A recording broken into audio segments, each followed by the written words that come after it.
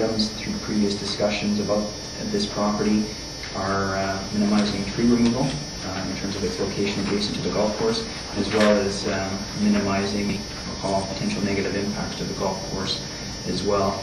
Regarding uses, it's proposed that a restrictive covenant be registered on title, restricting agriculture, equestrian facility, campsite, kennel, and silviculture. That, I guess, minimizes the potential disturbance to adjacent properties in the golf course, as well as minimizing tree removal.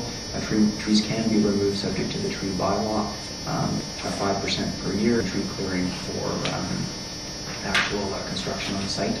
In this case, a single-family dwelling and/or accessory buildings, driveway, and on sewage disposal field. There are buffers about 50 meters on the golf course property with trees on the south, up to 70 meters to the north. It would be the responsibility of a prospective purchaser to drill a well and improve water quality and quantity. There's no city water service in this area.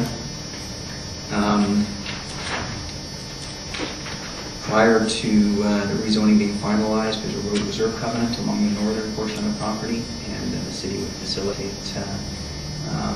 that being dedicated as a dedicated road, as well as the covenant being registered for final reading as well as Ministry of Transportation approval. Staff are supportive of the application. Thank you. Council?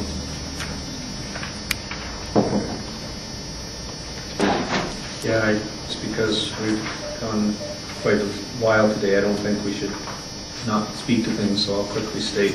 I've been pushing for us to deal with surplus property that has no strategic value to the city and use those dollars on property that does, such as the D&D property and things like that. So I would like to see us move this forward. I think it's quite obvious it's zone P2 airport zone. I'm not sure how it would ever be used for airport, and I think we should do what we can to run them and get some community to use for other purposes, even if. All in favor? Motion is carried. We'll brings us down to the correspondence section, item 10. Councillor Itzan. Thank you, Your Worship. I just wanted to raise item 2 and thank you for the letter that Council had sent to the Community Health Promotion Fund regarding the expression of interest that the Food Action Group sent. I just heard today by my email that our expression of interest was accepted, and so the Food Action Group is actually currently having a meeting tonight at 6 p.m. at the Downtown Activity Center to proceed with pursuing the actual application that has to be submitted by December, in the hopes of actually getting the $35,000 funding for effectively a garden initiative in the community. And I'll let others speak before I try others.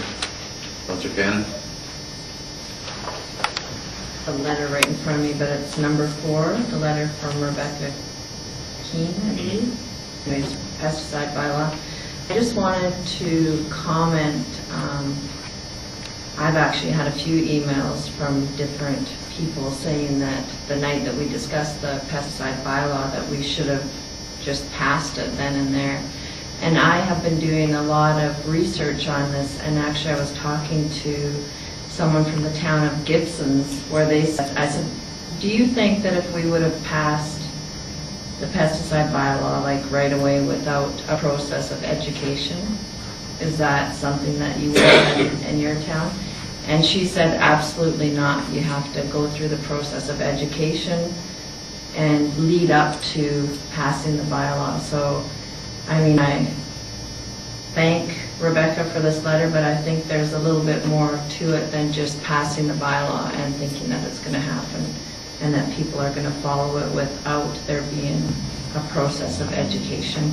As well as on her letter, she had certified organic turf management that perhaps our parks people could take. I mean, I think that that's something that we need to look into as well, and I do have a phone call to John to discuss that with him, but we haven't connected yet, so I think that's something that we could look at. Thank you. And I have one other thing. Go for it. The other one was from number 18, Ministry of Community Services, Minister responsible for senior women's and issues, about the BC Asia Twinning Toolkit. When I was at UBCM, I did go to those meetings in regard to twinning with a community from Asia. And I think that it's something, I mean, it's been brought up to us before. BC, I remember a few years ago, for more, rather than a cultural twinning, it's more value for your, what's the word I'm looking for, an value rather than cultural. And I think it's something that we should look into a bit further as to possibly twinning for that benefit. So it's something that I know I'm looking into further and perhaps we'll bring to council. I'd like to ask Development Services, number 19, Fisheries notion that riparian area regulations variance is rescinded. What does that mean to us? What it means is, as council is aware, there's no development permitted within 30 meters of a water course. That's the starting point. Secondly, you can hire a qualified environmental professional to review the water course, and that 30 meters may be reduced to something less, say for example 20 meters. If that doesn't work for you, you could have gone through this hardship variance process whereby maybe on your property 10 meters is what you were requesting, and the qualified environmental professional would determine then that there would be no harmful destruction to fish. The way it was working in the interior and the way it was working here in the city of Salmon Arm is between the qualified environmental professional providing his letter to the city, working with staff, and then bringing it forward to council. Council would agree or not that a hardship variance was appropriate for the site, and that had been working fairly well for the most part, because in most of our situations, particularly along Shuswap Lake, all we're doing is going through a process to get us back to what a previous approval was granted prior to the RAR process. But ultimately, these Notions Canada is now involved in the process as they were before, and qualified environmental professionals informed me that that may delay any approval by up to 6 to 9 months. So it's a timing issue is basically the difference. So that we were happy with the process, or they were? They were not happy with the arrangement under this protocol. I think it's worked well for the city as well as property owners. At the end of the day, we were getting the same information. Now that DFO will have to sign off on those reductions. Were they short of work? Is this why they... Well, I don't think so, because one of the purposes of getting into the riparian areas regulation was to create a process which essentially gave them less work. So, and I guess if I just may continue, they had some concerns about how this hardship process was being undertaken.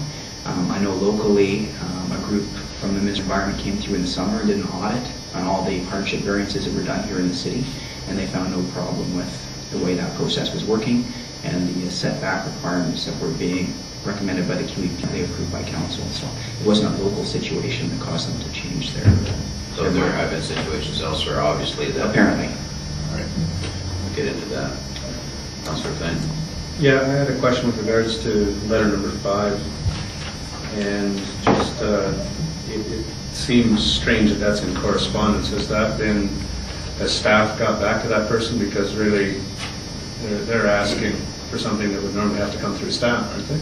Yeah. Well, they've written a letter to council because staff has told them that staff will not support the removal of this covenant. Okay. This is in the Raven or residential area A, just south of Raven or Upper Raven, off Upper Lakeshore Road. And as council is familiar with on a development or rezoning application that we dealt with on Foothill Road recently, if you're in an urban area, if you subdivide, you're expected to hook up to urban services in this area, primarily being sewer. So 10 years ago, they would have made a subdivision on this property, and they needed to hook up to sanitary sewer, and the council of the day gave them they didn't need to hook up to sanitary sewer for the subdivision. The covenant was also placed on the property, essentially giving them a one-time opportunity. This letter is requesting that that covenant be removed so they can further subdivide yet again without connecting to city services. So we're not interested in infill if it can't be connected to city services? That's correct. Staff would not support this request. Okay. So they'd have to come for a variance or do a more detailed process if they wanted to? Yeah, essentially what they do in terms of the detailed process is they apply for another subdivision. Then they'd come back to council looking for a variance permit. Okay, and then